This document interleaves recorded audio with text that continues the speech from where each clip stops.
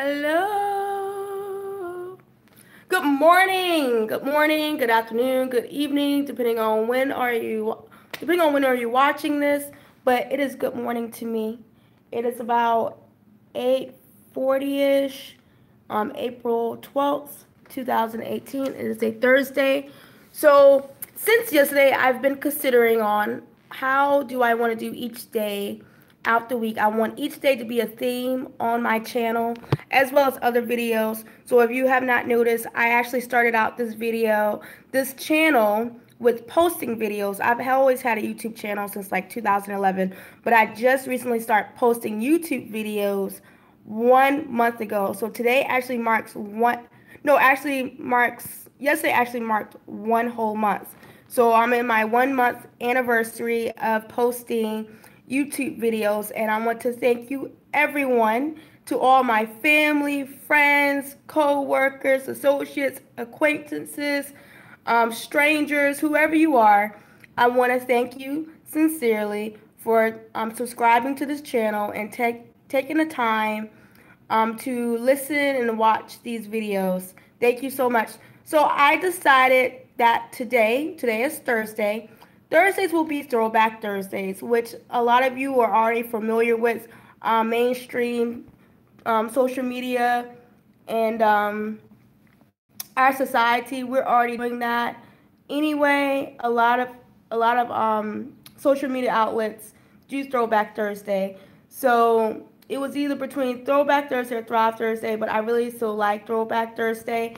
And the idea for Throwback Thursday is to, yeah, I'm gonna go on this side because, ooh, like how the sun is just light on my face. Thank you, Lord. Okay, so the whole idea for Throwback Thursday is to share past experiences that include school, work, past relationships, um, words, spiritual words that was given to me in the past, anything related in the past that has helped me a great deal on where I'm at today, that's helped me get to the place that I am today. And I would like to share those thoughts with you all to better help someone else that are in a current situation that I'm in, or going to be reaching a point where I used to be. So let's get started.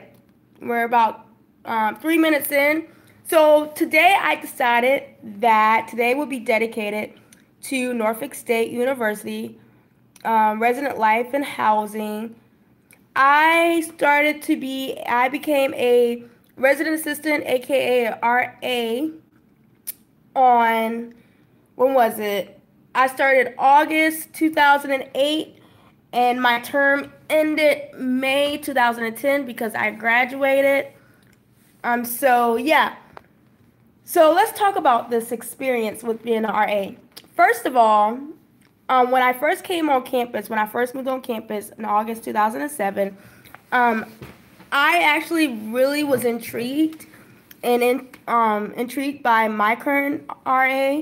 I actually stayed in Babbit Smith North, the female freshman dorm on campus, which is one of the oldest dorms there. And so it had like 10 floors or something like that. I stayed on the 7th floor. 7th floor was the best floor ever. Just saying to all my Babbit Smith twin towers out here. Special shout out to all of you all. The best hall director, Ms. Harris, our GA, Ms. Yolanda. So great times. So let's just talk about the process of me getting into it. Oh, my alarm's going off. Give me 2 seconds. I gotta turn this alarm off.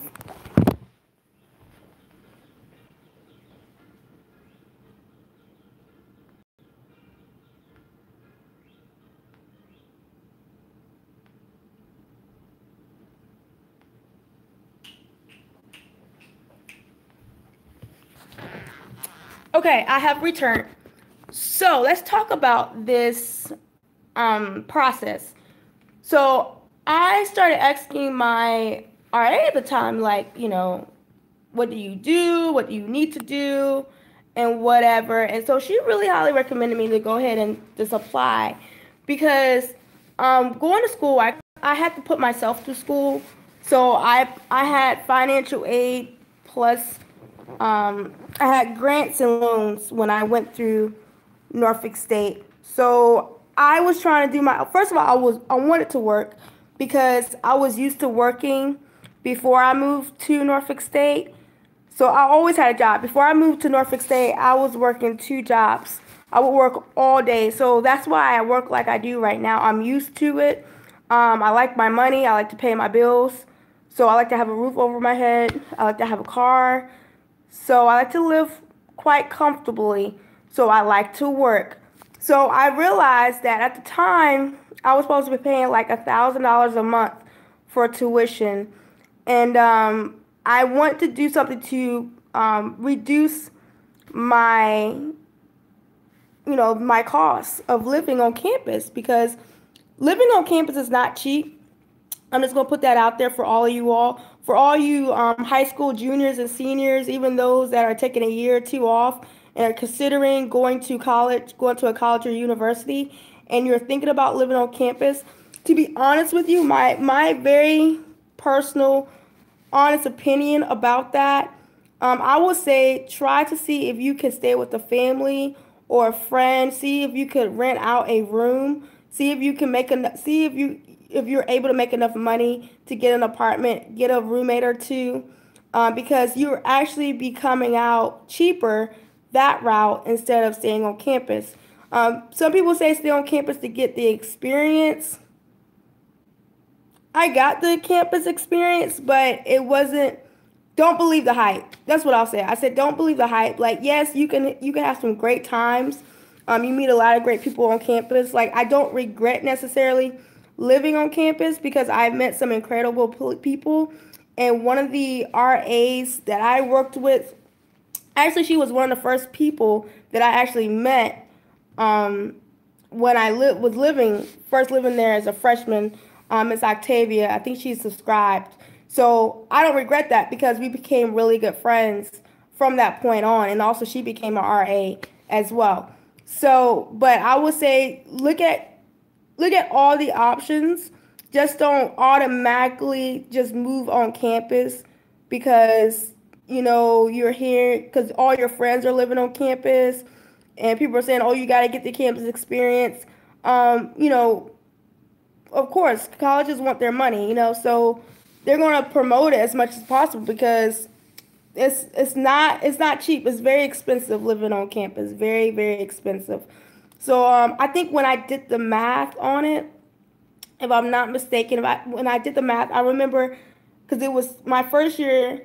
It was just me and another roommate. Her name was Felicia, and so it was like over $800 something we was paying out like a month to live in this dorm where you shared a room, as well you had to share a hall, bathroom, and shower. So there was a row of toilets and sinks, and it was a separate room of showers.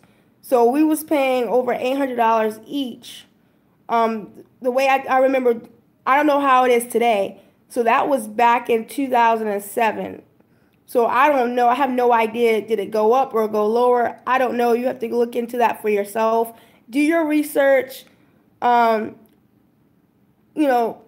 Consider all the options being presented. All right. But if I had a do-over, I would most likely would have get an apartment, or a room, like rented out a room at someone's house. But yeah, you live and you learn, and that is why I'm here. This is why I'm here for you.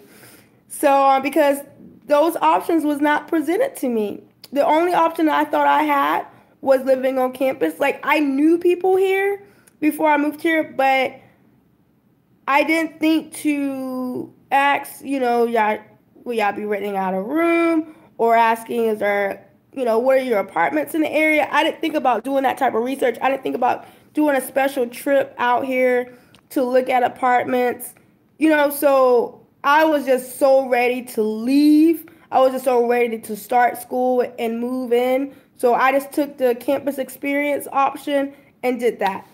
So with that being said, what I had to do, I don't know how the process is these days, because like I said, this was back in 2000. This is back. I actually applied back in 2008, I think it was. My interview, I remember my interview was April 1st. Go figure that. So I remember I was getting some advice from my current RA. Then I spoke to my director, my GA. So we had to go through an application process, a basic application process.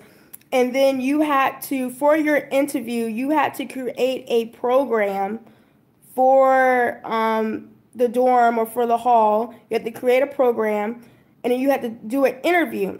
Now, my interview was really, this was honestly, to this day, so this is back in 2008. Now we're 10 years later, to the date, the interview that I had with Norfolk State Resident Life and Housing was probably one of the top intense interviews that I've ever had.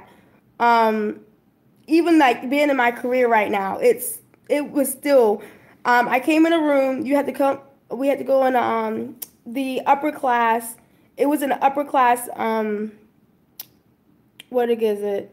Dorms, but it was actually the apartments complex, and it was in their like community room. And so they had these conference. It was set up like a conference in a type of way, a conference like a board meeting. Yeah, it was set up like a board meeting. So you had like, I think it was like 2 or 3 tables.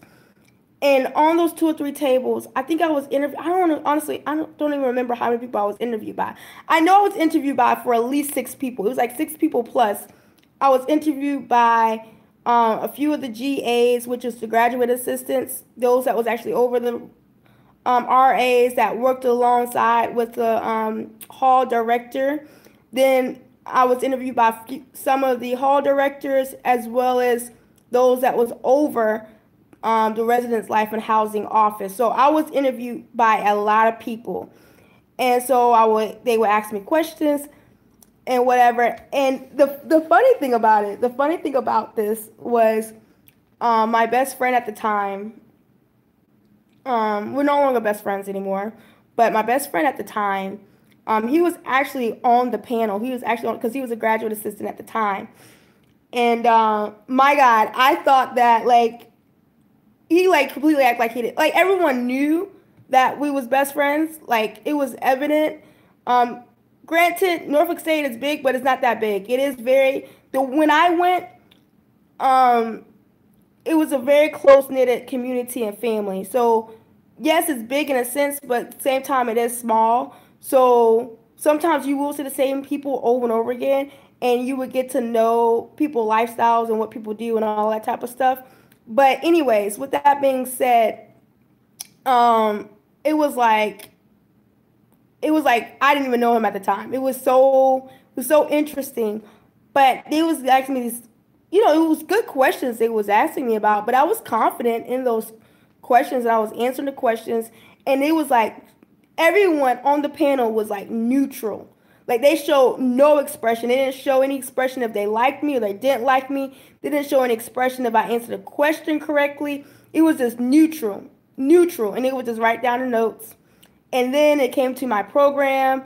Gave everybody copies of my program. I explained my program. I explained the benefit of it, all that type of stuff. And also, everyone was dressed up. I was dressed up. It was honestly, it was, like I said, it was one of the top, most professional and intense interviews I've ever had. And so I'm like super nervous because I'm not getting any feedback. I'm not used to this. And so I leave because I was 20 at the time. So I leave out, and remind you, it's April 1st. It's April Fool's, okay? So just check that out. I don't think I'll never forget this day. So I'm like, a couple hours go by, and I'm like, because they told us that we'll find out very soon, within that week or so. And so I'm like, oh, okay. So my best friend tells me, he like hits me up, and he's like, meet me such and such place. And I'm like, okay. We meet at like one of the community areas on campus, on the upper class area of the campus. And so he comes with me with the sad face, and he's like shaking his head, and I'm like, I'm at the break of tears because I felt like I did everything I could possibly do to get this job as a RA, and it's like I know I did really well. I know I have past work experience, and also I need help with paying for school. So I'm like, I got all these emotions coming at one time, and I'm like, I want to know, did I get the job or not? I want to know. And so he's like, something about, you know, you did good, but such and such. Like, I can't remember what he said, but he's trying to make it seem like I didn't get the job, and he pretty much told me I didn't get the job. I was like this close, or like crying and breaking down, like this close. And then he was like, then he turns around, he comes around, he's like, April Fools, you got the job. They loved you. Everyone loved you. Everybody had great compliments